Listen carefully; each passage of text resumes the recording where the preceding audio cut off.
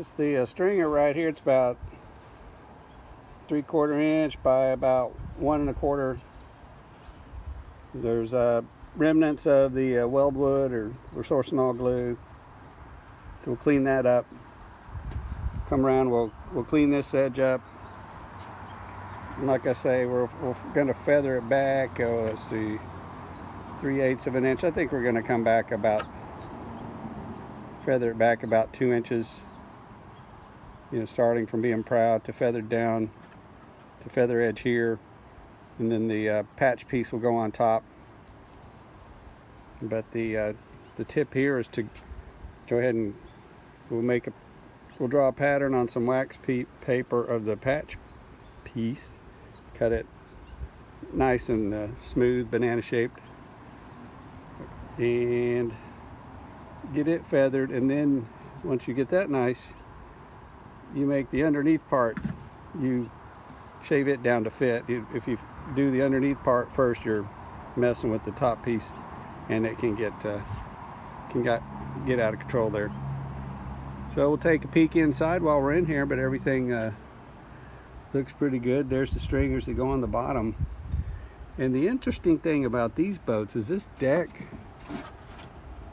you know, you can see it's not even attached really.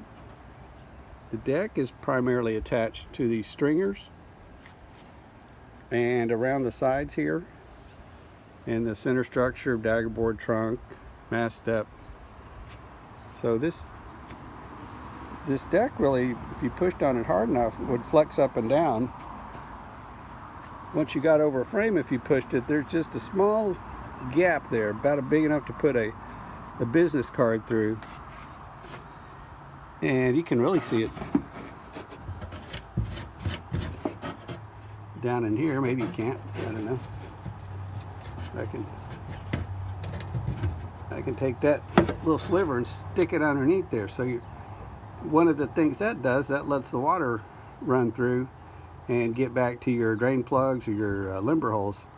So if you're building one of these, you don't want to seal that up. You want to leave that tiniest little gap there for the water to go through.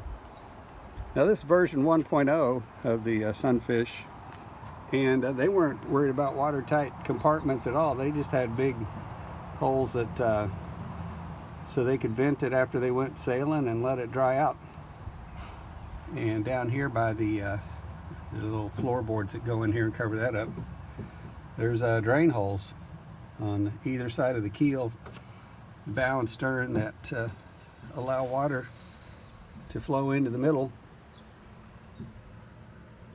And you just bring your sponge or your towel and you get it sponged out. Now we did see one of the first production boats. This boat is pre-production, number 13 of 20, made for family and friends. It had a little round cover with a neat little wood cleat behind it you could put in, give it a half turn, and it would cover up the big hole while you were sailing.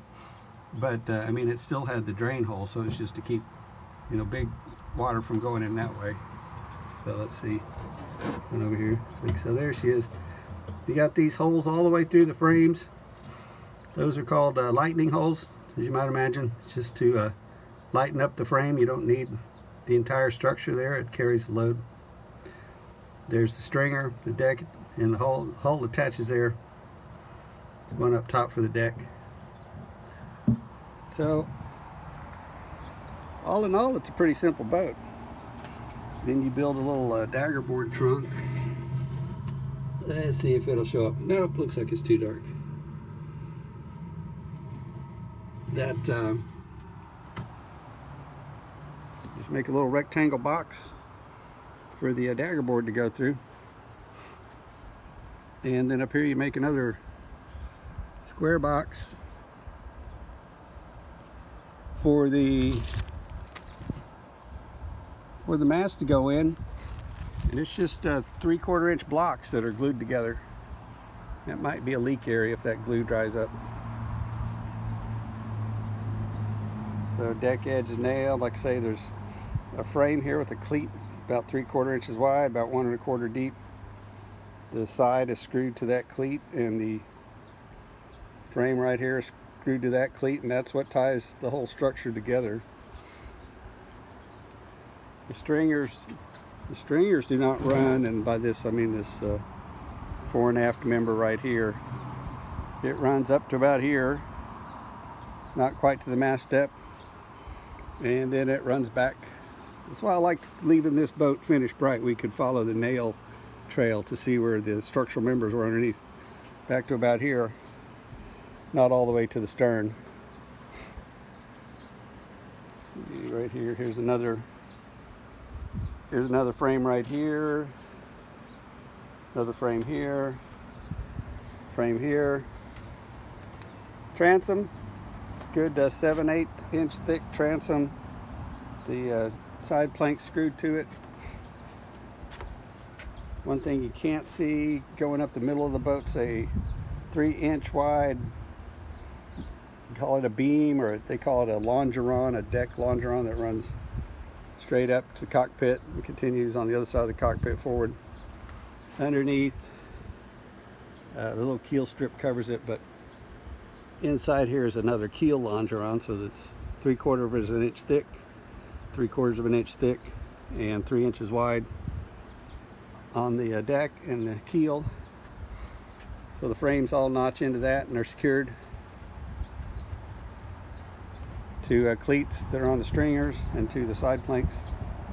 See, here's your nailing for your stringer. Picks up again, runs forward, back to frames on the side.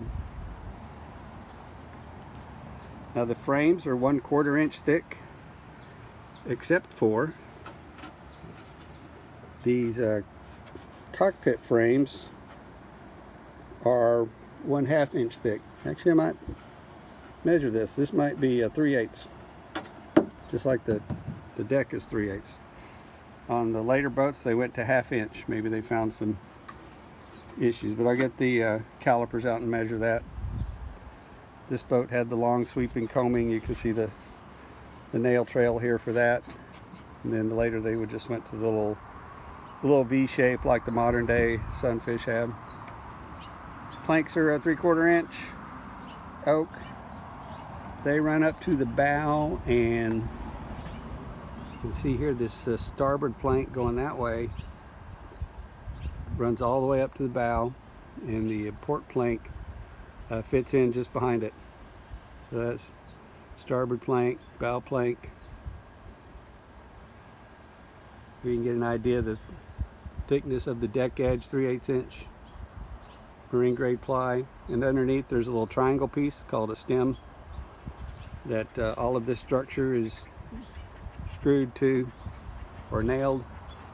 And then those longerons, those 3-inch wide longerons, come in from the top and the bottom. That's all screwed together there also. So the longeron is wide enough that the mast step actually goes down through it, so there's a little bit left on each side. So there, with all that information, you ought to be able to whip one out in just a couple hours.